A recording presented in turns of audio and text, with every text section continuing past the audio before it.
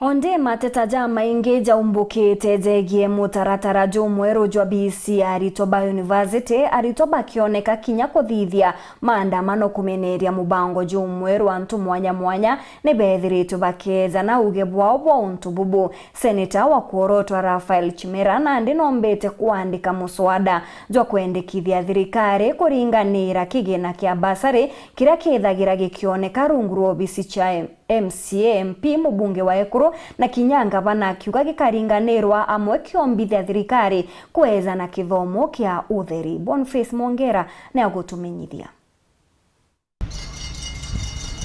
na rurwaria roko ithe kithomo kia UTHERI janthigurune Kenya norondete gweterwa watu ambaru araba baingi bakwa kwabo mono mbeshire citho ciejana ja BURSARY na siasa na ndicambirwe kirwa kaugene kamwe na kithomo kia UTHERI akirukumbatire kumararo kwa lerwa zine tokoroto kumurotero kwa Ria Chimera nejite Riendekithia aria kondana sisa Pedro betu nyombe seiji na chitro chiko kiri ministry ya kithomo kenda bibangandiria nao.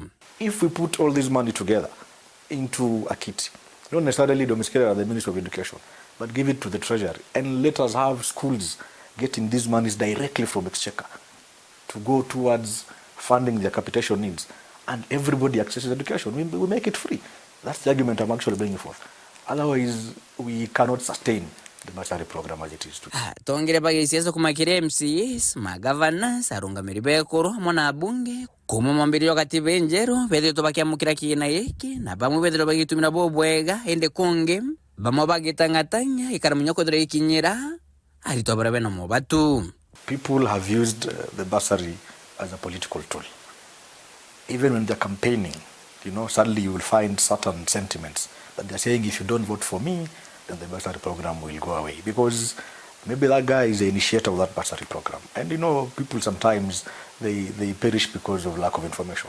Kulingana makujaruka ikumakiri ministry ya kigina, magavana samona abunge, wedro bakia mukira rwerune rombechichi ya BURSARY, na kaingira kuonekana, para bashika gabobo ege, wedro bakia ndroni aringi kura bao, ninya kudro bakia dhurwa kairi, na geki nande kuonekana jagetumi yeki nene, idhuganuri ya Chimera, rumba kudro likia mukira, upingu magavana ninya bunge bamwe. Once money has been given to the counties, I have no authority as president to decide for the counties, but I think a national conversation that consolidates all these bursaries, and then we see how far it can go towards making our education affordable, is a very positive conversation.